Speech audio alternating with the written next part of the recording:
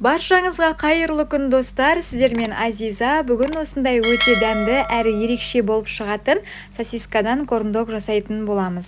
Сондықтан да видеоны соңына дейін қараңыздар. Егер видеоны соңына дейін қараған болсаңыздар, арнама жазылып, лайк басуды ұмытпаңыздар. Ол үшін ең алдымен ыдысымызға бір жұмыртқамызды салып, оның үстіне қант пен тұзымызды салып, жақсылап венчикпен араластырып алатын боламыз. Содан соң оның үстіне сүтімізді құйып, тағы да жақсылап араластырып алатын боламыз. Енді алдын ала електен өткізілген ұнымыз бен қопсытқышымызды екіге бөліп салып, жақсылап араластырып алатын боламыз. Бірден салып жүрмейміз, осылай бөліп салып араластырамыз. Мінекей осындай масса шығуы керек. Енді сосискаларымызды алдын ала мен осылай алып, бөліп алдым. Ортасынан бір бөлдім сосисканы. Содан соң оны осындай шпажкаларға кигізіп шығатын боламыз.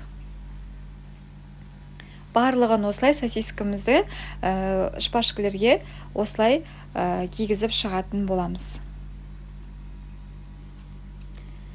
Содан соң қызып тұрған табамызға сұйық майымызды құйып, қызып тұрған табамызға жаңағы сосискамызды алып, массамызға осылай барлығын салып шығатын боламыз. Енді қызып тұрған майымызға шпажкамызды басында осылай айналдырамыз, содан соң салып жіберетін боламыз. Барлығын осылай пісіріп алатын боламыз. Бірінші массамызға аунатып аламыз да, содан кейін жаңағы қызып тұрған майымызға салып, аунатып пісіріп алатын боламыз. Сонымен біздің корндогымыз дайын болды. Видеода көріп тұрғандарыңыздай өте керемет болып шықты. Назарларыңызға рахмет, сау болыңыз.